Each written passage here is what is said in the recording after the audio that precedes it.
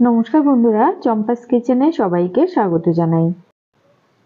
আজকের রেসিপি হচ্ছে কুলেখাড়া পাতার রস। মহিলাদের প্রেগন্যান্সিতে প্রায় হিমোগ্লোবিন কমে যায়। এছাড়াও যারা রক্তাল্পতায় ভুগছে তাদের জন্য এই কুলেখাড়া পাতার রস কিন্তু জাদুর মতো কাজ করে। রক্তে দ্রুত হিমোগ্লোবিন বাড়াতে এই কুলেখাড়া পাতার রস আমি কি করে তৈরি করি, চলো তার রেসিপিটা চটপট দেখে নেওয়া যাক।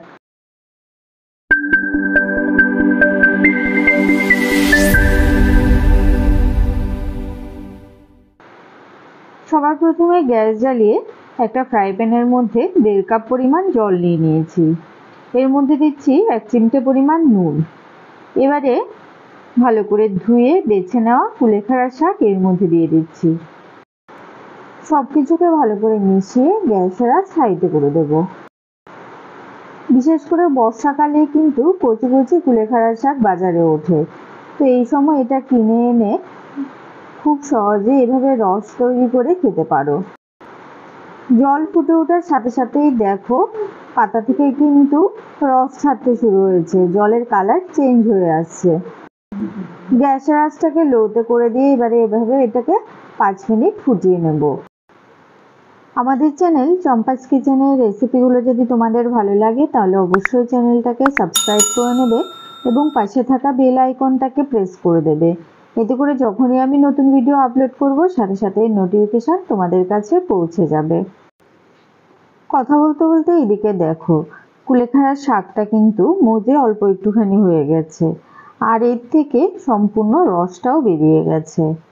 এই শাকটাকে কিন্তু ফেলে দেব না, এই শাকটাকে একটা প্লেটের মধ্যে তুলে রাখছি। এটাকে পুরোপুরি ঠান্ডা করে তারপরে বাটা করে নেব। কুলেখাড়ার শাক আমাদের শরীরের জন্য এতটাই উপকারী যে এর কোনো অংশই ফেলা যায় না। শাক থেকে যে রসটা বেরিয়েছে সেটাকে এবারে ছেঁকে নিচ্ছি। উষ্ণ গরম থাকা অবস্থাতে রসটাকে খেয়ে নেব। কুলেখাড়া পাতার কাঁচা রস যারা খেতে পারো না, গন্ধ লাগে, এইভাবে ফুটিয়ে কিন্তু রস খেতে পারো, এতেও বেশ উপকার পাবে। তো বন্ধুরা, সহজ সরল ঘরোয়া পদ্ধতিতে তৈরি করা কুলেখাড়া পাতার রসের এই ভিডিওটা তোমাদের কেমন লাগলো অবশ্যই কমেন্ট করে জানাবে। ভালো লাগলে লাইক করবে আর তোমার বন্ধুদের সাথে ভিডিওটাকে শেয়ার করতে কিন্তু একদম ভুলবে না। অ্যানিমিয়া বা রক্তাল্পতায় যারা ভুগছ আয়রন ট্যাবলেটের পাশাপাশি কিন্তু এই কুলেখাড়া পাতার রসও খেতে পারো, এতেও হিমোগ্লোবিন যথেষ্ট পরিমাণে বাড়বে। আর প্রেগনেন্ট ওমেনদের জন্য তো এটা খুবই উপকারী। এতক্ষণ আমার পাশে থেকে ভিডিওটা দেখার জন্য অনেক অনেক ধন্যবাদ। ভালো থাকবে, সুস্থ থাকবে। পরের ভিডিওতে আবার দেখা হবে। বাই।